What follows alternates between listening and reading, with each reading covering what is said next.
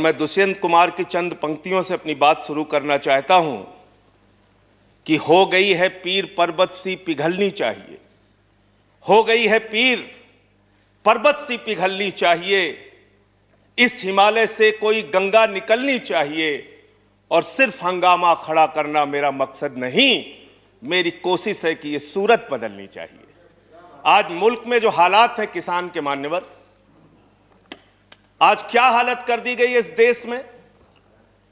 पिछले 76 दिनों से किसान आंदोलन पर है, उनके ऊपर लाठियां चलाई गई, आंसू गैस के गोले छोड़े गए, बूढ़े किसानों की आंखें फोड़ दी गई, कड़कती ठंड में पानी की बौछारें की गई, उनको आतंकवादी कहा गया, उनको गद्दार कहा गया, उनको खालिस्तानी कहा गया मान्यवर, उनको अपमानित किया गया। यहां तक कि भारतीय जनता पार्टी के एक विधायक ने कहा ये किसान नहीं आतंकवादी हैं, इनको शूट कर देना चाहिए और अगर दिल्ली पुलिस नहीं कर पाती तो मैं इनको जूतों से मारूंगा, जूतों से मारूंगा। ये भाजपा के लोग कह रहे हैं मान्यवर। इस देश के अन्नदाता जो आपको अनाज पैदा करके आपका पेट भरते हैं, आप उनको जूतों से मारने की बात करते हैं। 11 दौर की आप वार्ता कर चुके, सारी की सारी वार्ता फेल। आप कहते हैं मैं एक फोन कॉल की दूरी पर हूं। मैं पूछना चाहता हूं क्या इस सरकार के पास कॉल करने के लिए 2 रुपए भी नहीं है? अरे 2 रुपए नहीं है तो हम लोगों से ले लो, लेकिन कॉल कर लो किसानों को, कॉल कर लो किसानों को। उनकी पीड़ा चरम पर पहुंच चुकी है मान्यवर। 165 किसानों ने अब तक अपनी शहादत दी है। आप जाइए गाजीपुर बॉर्डर पे, वहां पे 97 साल के इलम सिंह आपको मिलेंगे।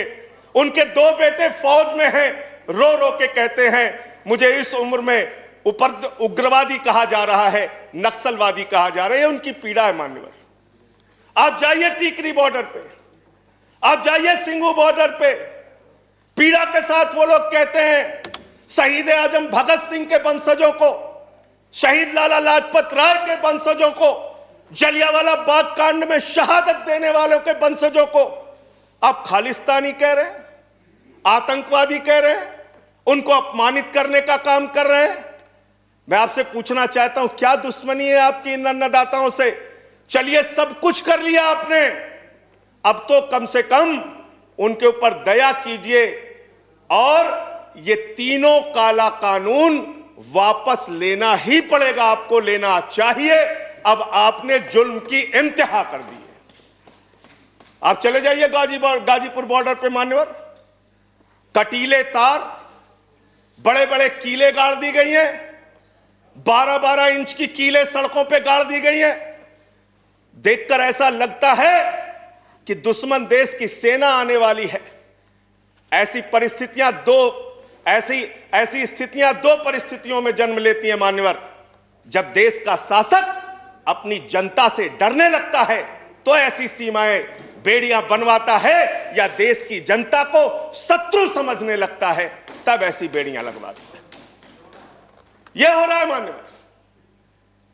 आज इनके जुर्म के कारण हिंदुस्तान के महान किसान नेता बाबा महेंद्र सिंह टिकैत के बेटे राकेश टिकैत को रोना पड़ा और यह कहना पड़ा कि भाजपा के लोग घेर कर हमें लाठियों से पीटना चाहते हैं। यह आप करा रहे हैं, यह आप करा रहे हैं। आप डेमोक्रेसी की बात यहां पर करते हैं, आप आजादी की बात यहां पर करते हैं। आपने इस देश की हालत यह बना रखी है कि राजदीप सरदेसाई जैसे वरिष्ठ पत्रकार के ऊपर आपने मुकदमे दर्ज करके पत्रकारिता को भी दबाने और उसको कुचलने का काम किया। हर तरफ जुल्म, हर तरफ FIR, हर तरफ मुकदमे। जो पानी पहुंचा रहा है उस पे मुकदमा, जो डीजल दे रहा है उस पे मुकदमा, जो खाने का इंतजाम कर रहा है उस पे मुकदमा। NIA लगा दो, CBI लगा दो, पुलिस लगा दो, जांच लगा दो। अरे वो आपके देश के नागरिक हैं।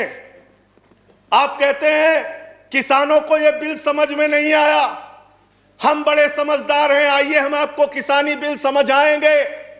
मान्यवर, इनकी समस्या यह नहीं कि किसानों को यह बिल समझ में नहीं आया, इनकी समस्या यह है कि किसानों को यह बिल समझ में आ गया है और अब ये तीनों काला कानून वापस चाहते हैं किसान। आप बड़े अक्लमंद समझते हैं अपने आप को। अरे किसान को इतना मूर्ख मत समझिए भाजपा के लोगों, वो बिगड़ैल बैल की नाक में नकेल डालते हैं, आपकी सरकार के नाक में भी नकेल डाल देंगे, चिंता मत कीजिए। मैं यहां सुन रहा था मान्यवर, मुझे बड़ा आश्चर्य हुआ, सारी की सारी भारतीय जनता पार्टी की सांसद जितने भी नेता बोल रहे थे, कह रहे हैं कांग्रेस पार्टी ने 2019 के घोषणा पत्र में इसको लिखा था, यह बिल तो कांग्रेस पास करना चाहती थी। जीएसटी की बात करो, यह बिल तो कांग्रेस करना चाहती थी, हम इसलिए इसको कर रहे हैं। लेकिन वो सांसद यह बताना भूल गए कि जब यह बिल कांग्रेस लेकर आई थी तो उस समय स्वर्गीय अरुण जेटली जी ने और स्वर्गीय सुषमा स्वराज जी ने उस समय बिल का विरोध किया था। और कांग्रेस ने अगर 19 के घोषणा पत्र में इस बिल को शामिल किया था तो उनको तो 55 पे पहुंचा दिया, आपने तो लागू कर दिया, आपको 5 पे पहुंचा देगी, इस देश की जनता 5 पे पहुंचा देगी। इसलिए अगर आप कांग्रेस के सपनों को पूरा करने के लिए आए हैं तो जनता को भ्रमित मत कीजिए, अपनी पार्टी का नाम बदलकर भारतीय जनता पार्टी से कांग्रेस पार्टी कर लीजिए, कांग्रेस ए हो जाए, कांग्रेस बी हो जाए, जनता प्रचार करे। आप लोग समझें आप क्या कहना चाहते हैं, जनता तय कर लेगी। मान्यवर, इस बिल में क्या क्या लिखा है वो बातें आपको बता के और थोड़ी बातें कह के अपनी बात खत्म करूंगा। असीमित भंडारण की छूट दी गई है इन बिलों में, और वो क्यों दी गई है? 2 साल से अडानी का 100 एकड़ जमीन का लैंड यूज चेंज करने की एप्लीकेशन हरियाणा सरकार के पास पेंडिंग थी, लेकिन 7 मई को जब पूरे देश में लॉकडाउन लगा था, उस समय उस लैंड यूज को चेंज करके 100 एकड़ जमीन पर अडानी को भंडारण कोल्ड स्टोरेज बनाने की छूट दी गई और 5 जून को ऑर्डिनेंस के जरिए असीमित भंडारण और कोल्ड स्टोरेज बनाने की छूट दी गई। तो ये बिल किसानों के लिए नहीं लाया गया, अपने 4 पूंजीपति मित्रों के लिए ये सरकार ये काला कानून लेकर आई है। उन्हीं को फायदा पहुंचाने के लिए काला कानून लेकर आया गया है, उन्हीं के लाभ पहुंचाने के लिए काला कानून। ये सरकार 130 करोड़ हिंदुस्तानियों की सरकार नहीं है मान्यवर, यह सरकार उन 4 पूंजीपति लोगों की सरकार है जिनके लिए कानून बनाते हैं और जिनसे चंदा लेकर ये लोग चुनाव लड़ने का काम करते हैं। यह उनके लिए बनाई गई है मान्यवर। मान्यवर, इस सरकार में कहा गया दिल्ली के मुख्यमंत्री के बारे में कि किसानों का साथ दे रहे हैं, किसानों का साथ दे रहे हैं। मैं पूरी जिम्मेदारी के साथ कहना चाहता हूं सदन के अंदर, दिल्ली के मुख्यमंत्री अरविंद केजरीवाल, आम आदमी पार्टी किसानों का साथ दे रही थी, देती रहेगी। और आपने हमसे 9 स्टेडियम मांगा जेल बनाने के लिए, केजरीवाल जी ने इनकार किया।